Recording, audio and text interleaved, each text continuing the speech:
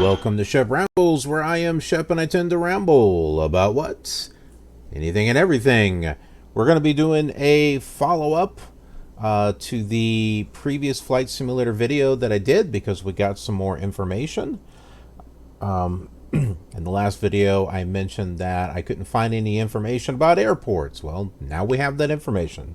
So, I've got several pages here that I am going to link in the description that you can go and check out. But let's just kind of go over this here. So from the Threshold website, they're pretty much going over everything that we've already talked about, such as the 3 different editions, $60, $80, $120.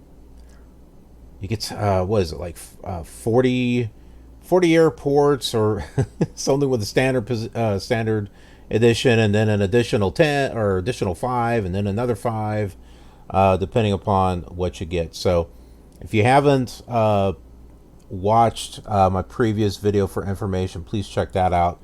I go into detail about all the aircraft that are included with the standard edition and the deluxe and the premium. I even show pictures, real-life pictures of those actual aircraft. So if you want a visual on what it is that you're going to be getting, take a look at that video. There'll be a link in the description for that as well. And plus there'll be something that you can click on at the end of the video. Okay, so closed beta is due to begin on July 30th, which implies the next major testing period will be under 3 weeks long. However, Microsoft chose to reveal more airports and aircraft not yet seen by the community, which has sparked many discussions in many corners of flight simulation about a rushed release. That's the question. Does this seem rushed? Or maybe they were more ready than what we thought? I don't know. So, okay, so there's going to be 30 high-quality airports and 20 aircraft that are going to be in the standard edition. So if you go all the way to the most expensive one, then you're going to wind up with 40 quality airports and 30 aircraft. The one I'm going to be going for is the Premium Deluxe. Still got to get my computer fixed because it sure will not play on the one that I am currently on. Well, it probably could, but it like I'd have to turn everything down. But anyway, so yeah, so there's information here, but this is what we're going to go over here, is in regards to the airports. Here's a list. Here's a better list. This is a lot closer that you can actually see. So we got Aspen, Colorado. In Indonesia, Bugalaga airstrip. So not everything is a major airport here. I think there was some talk over on Twitch when I was doing a live stream that it was major airports. Well, most of them are major airports, but there are some airstrips in here too. So Chagua Airport in Peru, Corchivo Altaport, France, Donegal Airport in Ireland, Entebbe International Airport in Uganda, Cristiano Ronaldo Madeira International Airport in Portugal, Gibraltar International Airport in the UK, Innsbruck Airport in Austria, Los Angeles International Airport, Los Angeles, California. It's good that that one's in there. I was wondering if that was going to be in there or not. Tenzing Hillary Airport in Nepal, Nanwalek Airport, KEB. All right, let me see where that one is at. I'm not sure where KEB is at. Alaska. Okay, so that's in Alaska. John F. Kennedy, Well, we know where that's at. That's New York. Orlando International Airport, that is Florida. Paris Charles de Gaulle, well, Paris, France. Paro International Airport in Bhutan. Queenstown Airport, New Zealand. Morisco Sucre International Airport in Ecuador. Rio de Janeiro, Brazil. Huancho y Urusquin Airport. I apologize if I'm not pronouncing this stuff right. Dutch Saba. Gustave III Airport. That's in France. Got a couple in France. Seattle Tacoma. Seattle, Washington. Sedona Airport. That's Sedona, Arizona. That's a small one. That's like a little airstrip. I'm wondering if they've got that area rendered out with the red rocks and stuff. I've been to Sedona. It's a very pretty place. Serena Aerodrome, Costa Rica. Stewart Airport, Canada. Sydney Airport, Australia. Telluride. Yeah, Telluride Regional Airports in Colorado, so it sounds like there's a couple there. Haneda Airport in Japan. Toncontin International Airport in Honduras. Billy Bishop Toronto City Airport. Okay, so that's the standard edition right there. Now let's go to the deluxe edition. These are the next 5 airports that you get. Amsterdam Airport, Schiphol, Netherlands. Cairo International Airport in Egypt. Cape Town International Airport in South Africa. O'Hare International Airport, Chicago. Adolfo Suárez, Madrid, Spain. Denver International Airport, another Colorado one. There's like 3 in Colorado. Whoops, I'm sorry.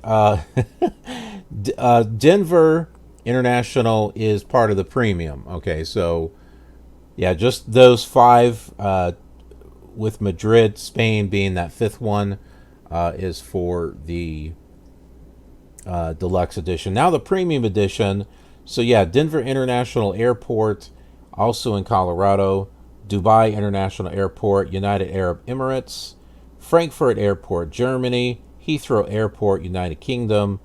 And then San Francisco International Airport in California. So that is what's coming here. I've read also that you can start off buying one edition and you can upgrade to one of the other ones later. It'll cost more by doing that, but you can do that if you can't, afford $120 or all at one spot. But this seems like it's missing some airports that should be in here, especially when they've got like 3 in one state or something. But overall, this is not a bad. Now, just so you know, there's going to be over 30,000. It's supposed to have every airport in the world, so it's not just these 40 airports. Yeah, so there's going to be over 37,000 airports in the sim. It's just that these 40 here are handcrafted. So handcrafted, very detailed.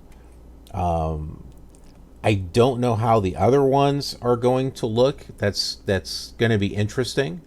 If they're just going to, be basic, or if it's based on the surrounding scenery that is downloaded. I don't know. We don't know how that's actually going to look. But when it comes to detailed airports, this is pretty decent coverage around the world. Where's Russia? Where's Russia? Moscow. Moscow should be in here. In my opinion, Moscow should be in here. What about Africa? Oh, here we go. Cape Town. Okay, South Africa. It seems like there's a lot of places that are at least covered. South America, North America, Canada, Alaska. There's Middle East, there's Europe, Indonesia, Australia. But where's Russia?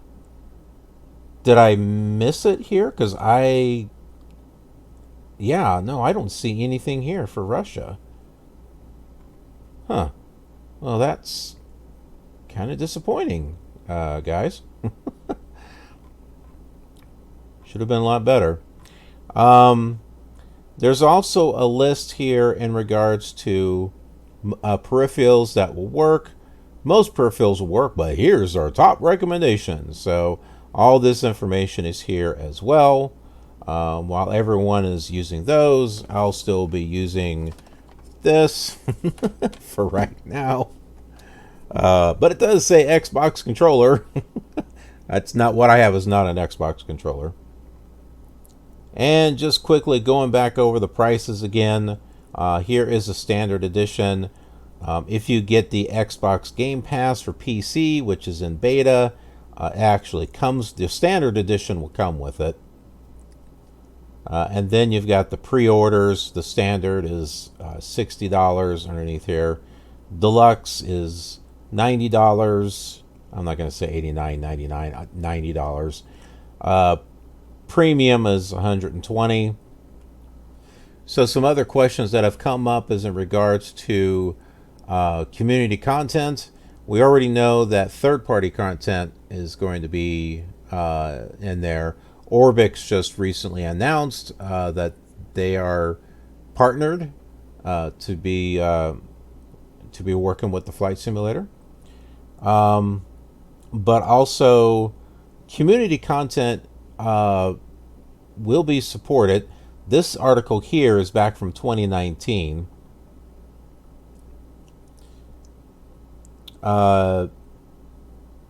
We don't have to read through this entire thing here because but I'll still link this so that way you can take a look at it. And then here's another one also from 2019 in regards to it'll support third-party content. But this one here, you may want to know how Microsoft Flight Simulator 2020 will sell user-created mods and content.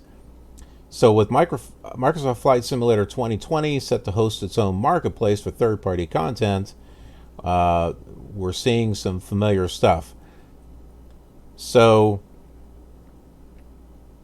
basically, Flight Simulator is going to have its own store.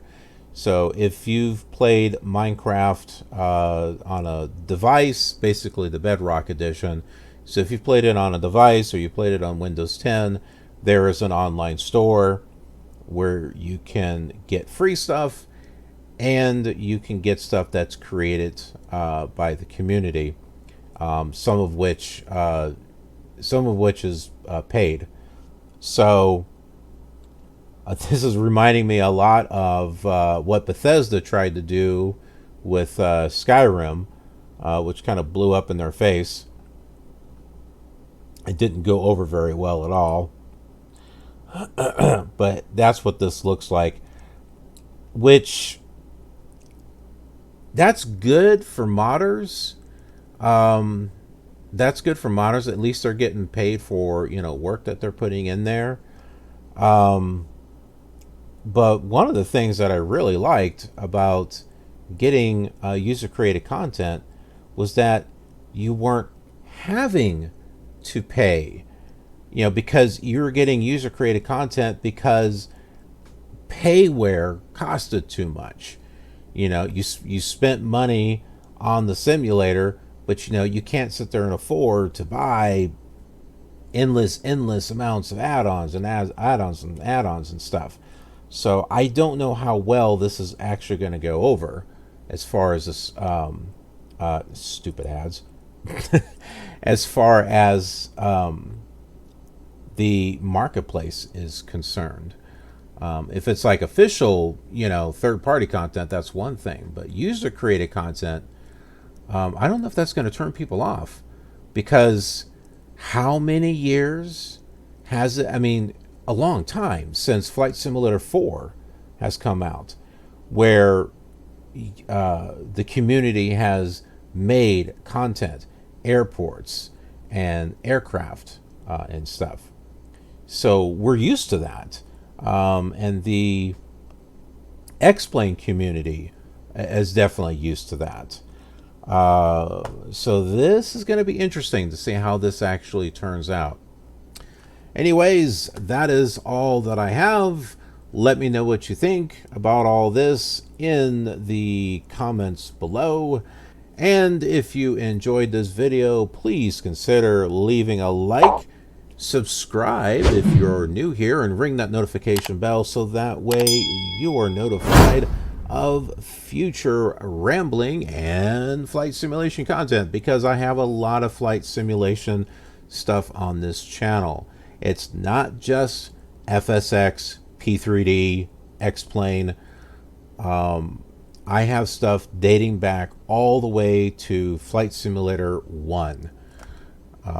So if you like to see videos of the old flight simulators, I have a lot of that on this channel. You'll get the opportunity to be able to see flights. I use a whole bunch of add-ons with all of these old simulators, so I hope you'll go check that out. Also, another thing that I hope you'll check out is Twitch, because I'm over on Twitch. I do live streaming over there with the old simulators and the new ones. And as soon as I get Flight Simulator 2020, I will be doing videos and I will be doing streaming on that as well. So I hope you'll subscribe and follow me over there now. Get it done, get her done, get it all done quick, so that way it's all ready to go. That way you get all those notifications and stuff. All of my social media links are down below. So Twitch is there, Instagram, I take pictures and photos of things that I'm working on behind the scenes, Twitter for official news and announcements. That's kind of important. So that way, like, hey, oh, I'm going to be going live here in about another hour or so. Plus, do retweets of things that I think you might find interesting. Snapchats for silly old fun whenever I decide to do something with it.